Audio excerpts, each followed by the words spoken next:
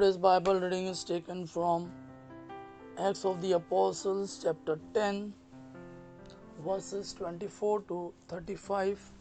Second reading, letter to Hebrews, chapter 1, verses 2 to 3. And today's Gospel according to John, chapter 20, verses 24 to 29. Acts of the Apostles, chapter 10, verses 24 to 35. The following day he arrived in Caesarea, where Cornelius was awaiting for him, together with relatives and close friends that he had invited. As Peter was about to go in, Cornelius met him, fell at his feet, and bowed down before him. But Peter made him rise up. Stand up, he said. I myself am only a man. Peter kept on talking to Cornelius as he went into the house where he found many people gathered.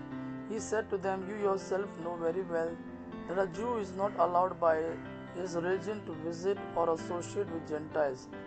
But God has shown me that I must not consider any person ritually unclean or defiled. And so when you sent for me, I came without any objection. I ask you then, why did you send for me?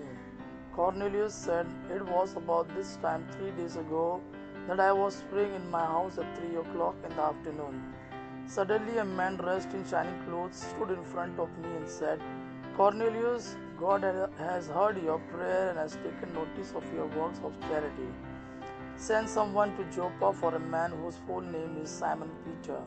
He is a guest in the home of Simon the tanner of Leather, who lives by the sea.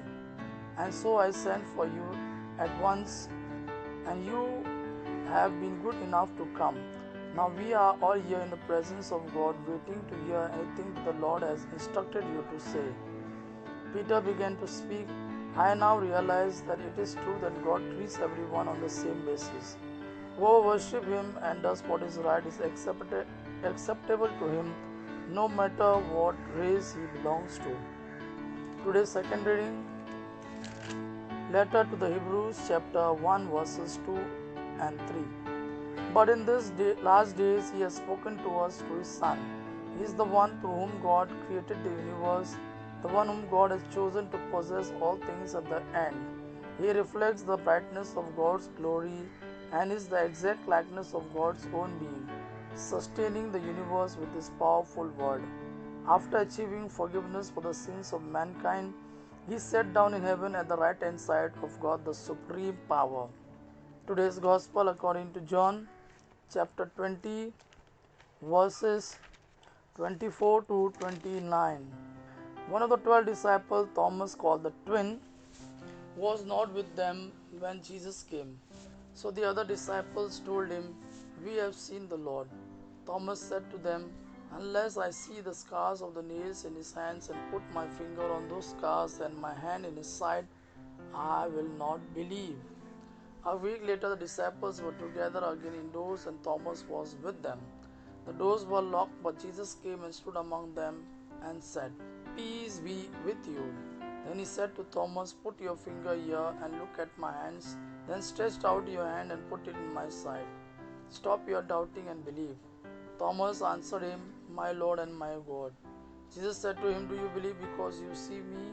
How happy are those who believe without seeing me. Gospel of our Lord Jesus Christ. Praise the Lord Jesus Christ. May God our Father and His Son Jesus fill you with His mercy, peace, and love. Amen.